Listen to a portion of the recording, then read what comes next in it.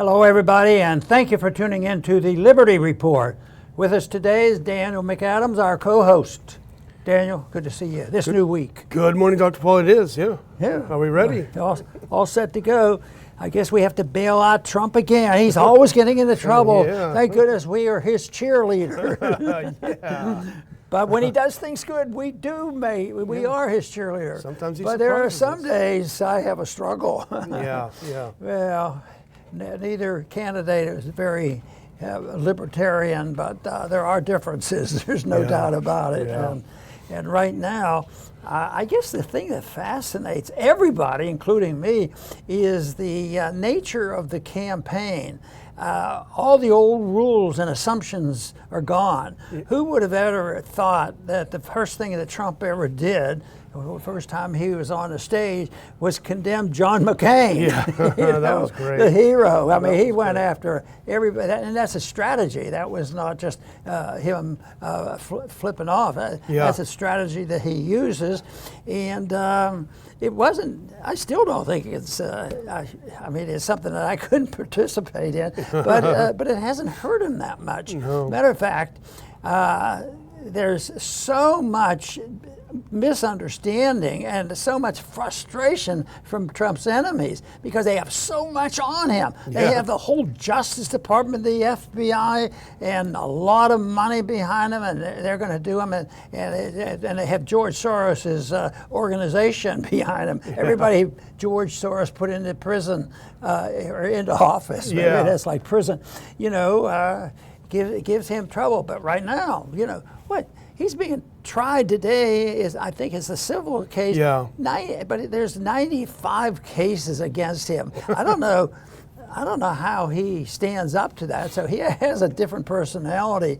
But I guess the biggest thing that just befuddles everybody is even the people who say, well, it doesn't seem to hurt him. He comes off on time. But I think everybody sort of has a suspicion that maybe he will be over the top, and the Democrats still believe it. Yeah. And but because the Democrats, his opposition, will not entertain the thought that anybody could like Donald Trump and support him. And yet the truth is, the vote out there, if they want to look at democracy is speaking through some of these polls, more than anything else. And they're saying that we need a tough guy.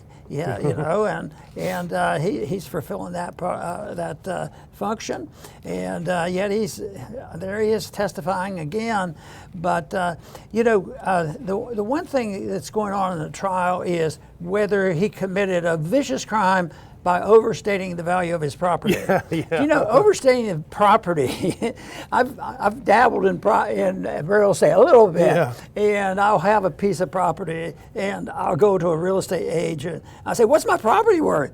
And you know what their answer is consistently in a right answer? I don't know. It will be. You'll find out what it's worth when you sell it. Exactly. And you don't do it. It's what you can get for it. And yet now, they want to put him away in jail forever. Because he and his son said the property was worth more than others. But setting a goal like that is a subjective thing. You can't know it. Prices are, even in spite of all the regulations. Even if you were buying and selling something the government totally controls, you'd have a black market or something. And you can't control these prices. So this is a fraud, if there ever was one. But it's still amazing, and the Democrats haven't recognized the fact that the people are way ahead of them, and they can smell a lie when they hear it constantly, and that's what they're hearing, and they're disgusted with it. So what happened?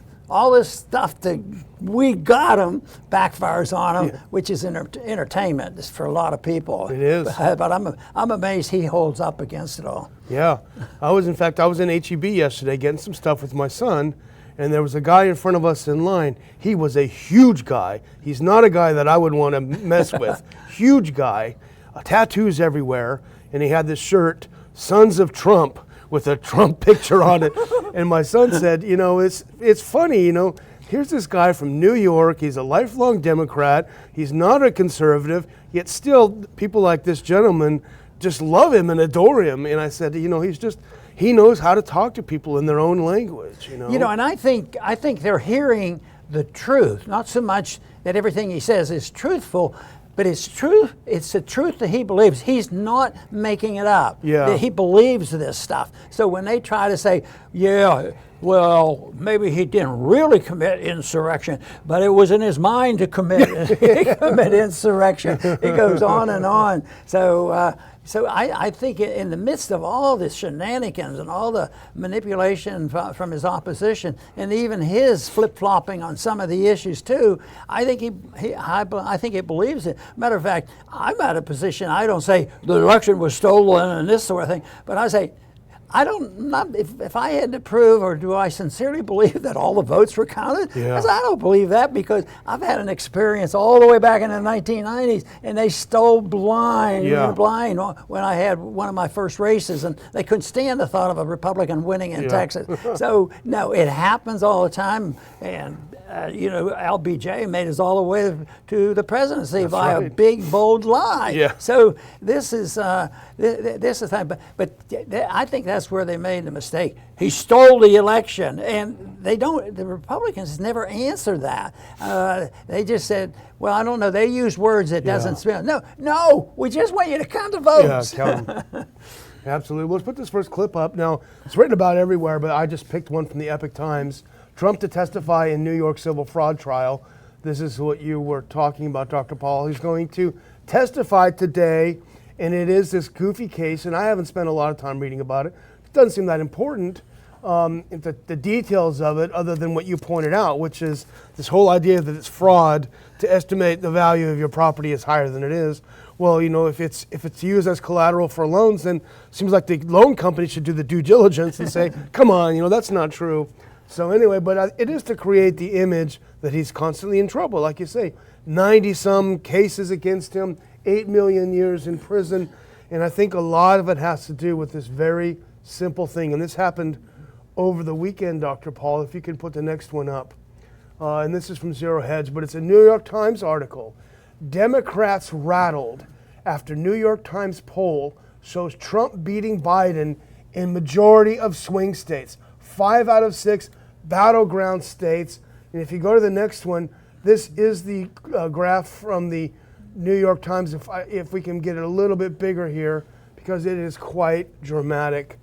This, Dr. Paul, was not supposed to happen. All of this lawfare against him was supposed to have people just despising him, but look at him. Nevada, he's up 10 points against Biden. Michigan, he's up 5 points in Michigan. Georgia, he's up 6. Pennsylvania, up 4. Arizona, up 5. Now, the Biden is up by 2 in Wisconsin, but that's pretty close. That's margin of error, probably. So you're talking about a place like Michigan, and we'll talk about a little bit later some of the Middle East stuff. But Biden is losing a huge chunk of voters, the Arab Americans and Muslim Americans, which are very heavily represented in Michigan. They're furious with the way he's handling this Middle East Gaza stuff. And here you go. I mean, here you have it in the swing states that Trump is just wiping the floor with him. Well, the other thing that Trump does that I sort of enjoy, and that is the fact that they want it so that all his enemies, which involves all the media and everything that's going on, they can say anything they want. They can lie through their tooth. But if he says something, they say, we have to silence him. Gag order. He can't possibly be a candidate. We have to make sure he can't be on the ballot. All they know is, even the decent Democrats finally go cringing. That's why his numbers are changing. Yeah. The Democrats are shifting. Independents are shifting. But he goes after his enemy, just like I was mocking the fact that first thing he did was attack John McCain. But he goes after this one Judge Arthur Engeron, whom controlled tyrannical and unhinged. Well, He probably, I think that's not extreme. That's just sort of the way he sees it. And when I look at some of the things the media or the judicial system is doing, and what the FBI has done, and how much harm they have done. I lost a lot of confidence, as some people would realize, that something big happened in the 60s when our law enforcement agencies started assassinating our political leaders, and things have not been quite right since. Yeah, that's for sure. Well, you talk about them not wanting Trump to be a candidate. Well, something else is happening. When this poll came out, something very interesting happened in the Democratic Party. Dr. Paul, put up this next one. Now, this is David Axelrod. He is considered the architect behind the Obama victories. He said, only Joe Biden can make this decision. If he continues to run, he will be the nominee of the Democratic Party. What he needs to decide is whether this is wise, whether it's in his best interest or the country's. That is a very strong, delicately worded, but very specific way of saying, listen, guy, you need to get out. And if you need someone who's a little less nuanced, we'll go to the next one. Here's Bill Kristol, who tweeted after this came out. He said, it's time. President Biden has served our country well. I'm confident he'll do so for the next year. But it's time for him to act for an act of personal sacrifice and public spirit. It's time to pass the torch to the next generation. It's time for Biden to announce he won't run in 2024. These are very dramatic comments from people who are big Biden supporters. The question I've had, and I've mentioned to you, is who really pulls the strings? Because the president and the vice president, I don't think anybody in this country believe they really know what's going on, or that they have an influence and they command respect on the international stage. I mean, that doesn't happen. But somebody's pulling it, and it looks like there's pretty strong evidence that Obama didn't retire. Yeah. He really must have a lot of influence.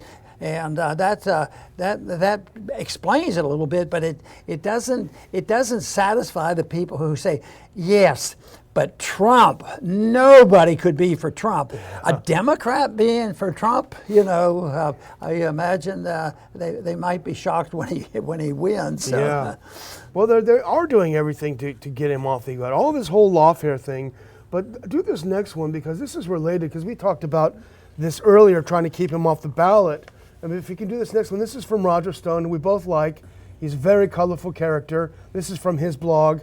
He says, the organized and unyielding effort to keep Trump off the 2024 ballot, an in-depth analysis of the Colorado trial, and I'm not going to read much of it, but if you go to the next one, he just points out that they are trying in Colorado to tie Trump to January 6th and then declare him unable under the 14th Amendment to appear on the ballot because he's an insurrectionist. Well, our friend Roger Stone digs a little deeper and go to the next one. Who's behind this? Well, this is what he points out. This and other organized attack on our former president are paid for by George Soros's web of charities, along with the Citizens for Ethics crew, which is a 501c3 involved in political witch hunts. The group even boasted about it on X, formerly Twitter. They said, we just sued to enforce the 14th Amendment and keep Donald Trump off the ballot in Colorado. So that's what's happening. And at the end of the day, that's going to be their nuclear deal. Option, I think. And that'll just give more support for Trump. Yeah, I think you're right. Who ever heard of in America that they take your enemy and you charge him with silly crimes that they can't prove subjectively? But he's an insurrectionist, isn't he? Was he tried for that? Not even charged, yeah. We forgot to charge him, so we couldn't try him. Yeah. I mean, it's really crazy. But there was one incident that I wasn't too proud of with our government, our party, and Trump. But nobody said anything, essentially. His opposition didn't call attention to it, and the Republicans didn't seem to care. And that was the assassination of Soleimani. Yeah. And if you talk about diplomacy and all, but it went by. Yeah. And that to me is really sad, because that's how you take borderline friendships with some countries, and you might as well destroy it. Yeah. Look at how often we do some things and we sort of get along with somebody, then we turn around and say, oh yeah, they did this, we have to put on sanctions and not let them freeze their assets and all that kind of stuff. Just looking for trouble. But we're hamstrung because if we do too much of that, then we don't love America. Yeah. But maybe the people who care about justice and the Constitution, maybe there's a love of America there they don't have any understanding of. Yeah. Well, here's some people that I think don't love America, and probably for good reason. And I think this image is iconic. If you can put this next one up. This is our Secretary of State, Tony Blinken, over the weekend, going in a secret trip to Baghdad. He was over there already. He takes he lands in Baghdad, and here he is in the cover of night with a bulletproof vest on. And this commentator who posted it, it's been posted everywhere, but he makes a good point. Trillions of dollars in Iraq, 2 decades of war, thousands of American lives lost, thousands more injured, and this is how Secretary Blinken has to arrive in Baghdad, home of the largest U.S. embassy in the world. And you've commented on that embassy. Here he's going, largest embassy. Remember, we were told they were going to greet us as liberators. Does that look to you, Dr. Paul, like he's being greeted as a liberator? It's amazing. Nothing has stopped our protection of our empire. When you look at what's going on in Syria and Iraq and the various countries over there, what you're just talking about is, we really didn't have a victory in Iraq. We don't own Iraq. We're not even good at maintaining an empire because it's so wrong for us. But we've been continuing to bomb. Look how much involvement we've had in Ukraine, but Syria too. Oh yeah. But we own a third of Syria, and we have to protect our oil and all this stuff. That's unfortunately doesn't get much discussion in the debates. Maybe somebody will try to bring it up, but that's not in the cards most likely on what's going on there. I just think that photo is U.S. foreign policy in one photo. That's the answer. That's the result. Exactly. The neocons, we're going to go liberate everyone. They're going to love us. We're going to make the world so great. And then when everything turns to garbage, as it inevitably does, you got to sneak in there with a bulletproof vest on because you're hated so much. And why should we be surprised? We blew up their country. Killed 1 million of their citizens. What if you and I sat here and started saying, what was the list of costs that happened under George Bush and Iraq and Afghanistan, all those? I mean, when we look at the literal cost of the money, how about the cost of military personnel that we lost? What about the inflation that it has caused because we have to monetize the debt? Mm-hmm. On and on. You could build a big, pretty list, and you can nail it right down to one thing. Look, that's what the result is. That's the result. 3 cheers for democracy. It's going well. The majority of the people too often go along with this stuff. Yeah. And, but our job is to help wake people up, and I keep looking for the one, and a few people did wake up over COVID, and we need a lot more of that. Yeah, waking up over foreign policy would be good. Yeah. But so Blinken went over there. Now, he stopped over with Netanyahu because Biden is getting shellacked in the polls over his handling of Israel-Gaza thing. His own party is furious. There are breaks in the Democratic Party that we have not seen. Massive protests, 100,000 people in Washington, D.C. over the weekend protesting, and a lot of these people, I think, are Democrat voters. So he goes over to Netanyahu and says, hey, Bibi, I need a favor, man. I need you just to pause for a while. My boss is getting creamed over here. I need a little bit of help. Put on this next clip because this would be like if a picture tells 1,000 stories. Here, look at him. Look at the look on Blinken's face, and look at Bibi. He's like, "Come on, Bibi. Can you just stop, pause for a second? We got that 14 billion coming, man. It's going to be great. Can you pause?" And then go to the next one. Bibi says, "Nah." He says, right after Blinken left, Israel will keep bombarding Gaza with all of its power. Netanyahu says after Blinken calls for a pause. And can you imagine, Dr. Paul, you were going there with $14 billion in your pocket you're going to give a guy, and you ask him for a little favor, And the guy says, take a hike, go pound sand. You know, where they are now is a total lack of realism. It's almost like the lack of realism and understanding how our president and our vice president should give us some assurances that they're dealing with protecting our freedoms. Everybody's concerned about it. But when you look at that, Netanyahu, he's not very popular over there. No. They say, no, we're not going to get rid of him until we win the war. Yeah.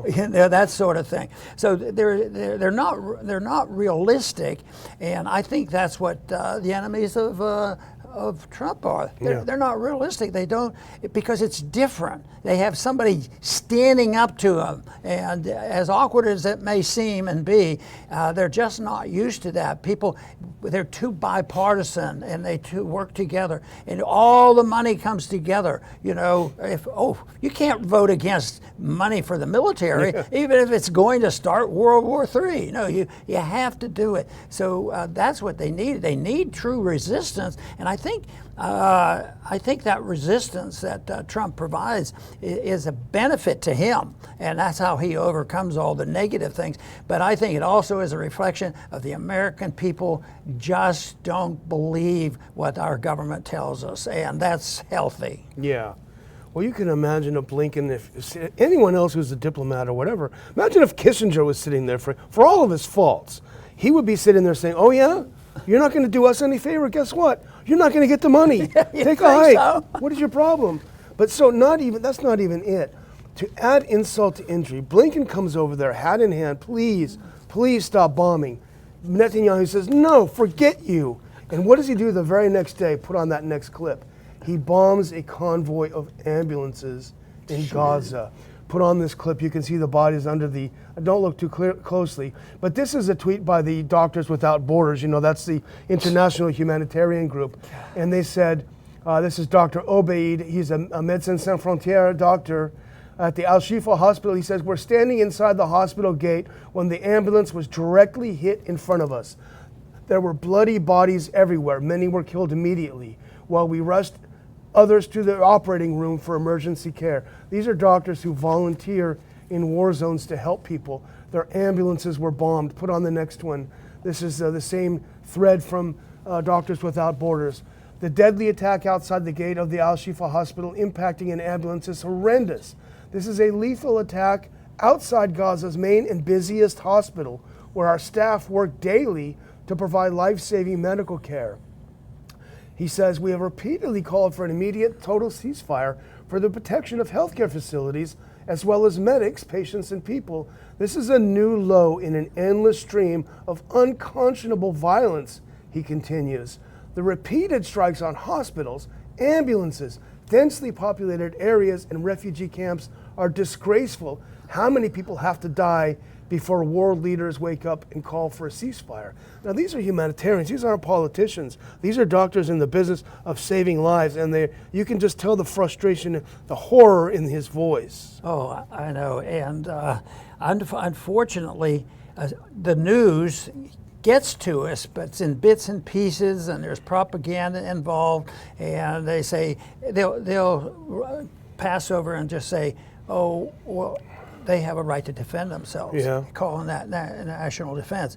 But, they don't talk about, they say, well, just think of what those Palestinians just did. Yeah. But why don't they just think of, why did they do it? Why did they think they were defending themselves? And there's an argument for that too. And there's an argument that says that both sides have a lot of responsibility for that. Yeah. But it's pretty bad when it gets this far off, and they just won't even consider it. You know, and saying you're a monster if you won't stop the killing. Yeah. And we will. And the number of children is almost like they targeted children, or they didn't avoid them anyway. No. It wasn't just 100. It's like 4,000, I think, so far. Yeah. I mean, it's and their response was, well, we thought there was a Hamas guy in there, so you kill 100 people. Professor Norman Finkelstein was on with was on a show recently where he pointed out the laws of war, and one of them is proportionality. It has to be justified. Yeah, you can, like you said with Soleimani, you can take them out, but if we had dropped a nuclear weapon and blew up the whole city, well, we thought Soleimani was there, you know. So anyway, it's a terrible, terrible, terrible situation.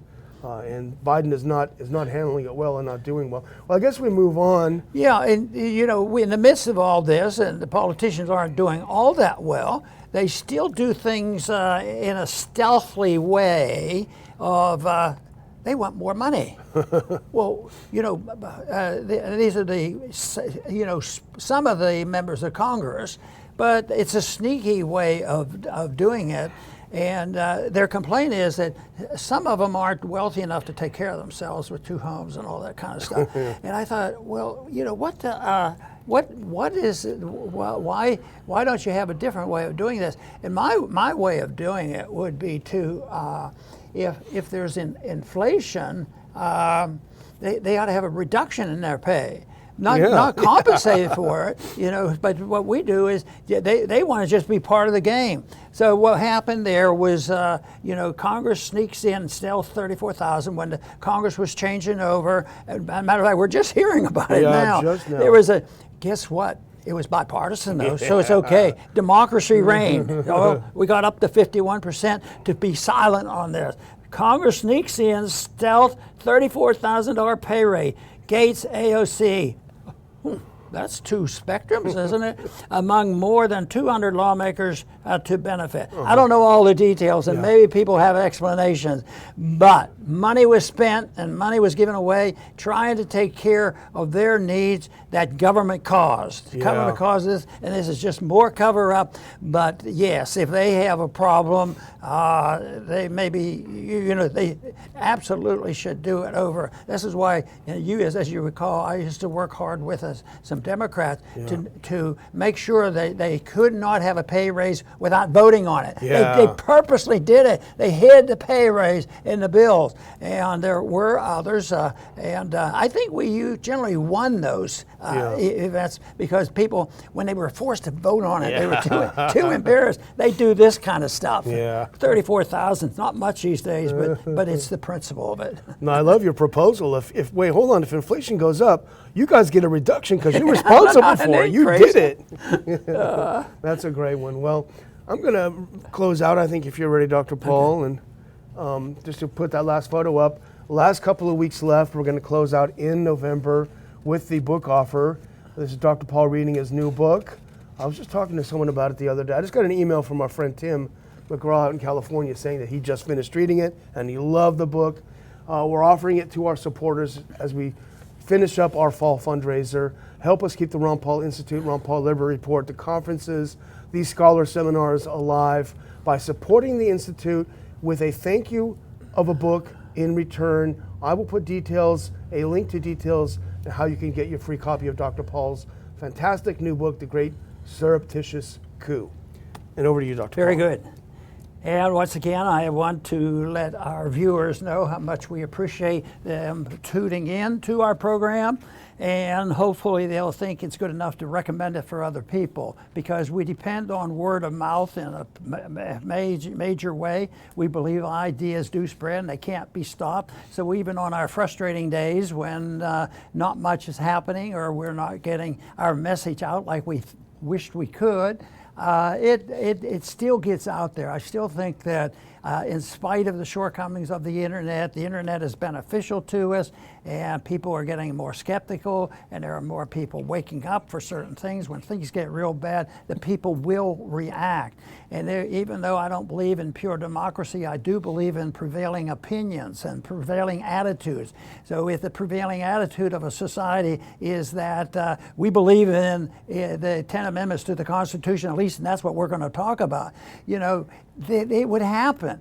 But unfortunately, there's a lot of mischief to overcome, and most of it comes and has come from our universities and the control of the media, and it's very difficult. But I still do believe that ideas have consequences, and I, with many others who agree with that, we do our very best to sort things out, not pretending that we know all the answers and how it's going to work, but I sort of find it fascinating to think, well, if you're against all of this welfareism and government takeover, how are the poor going to survive? Won't they all starve to death?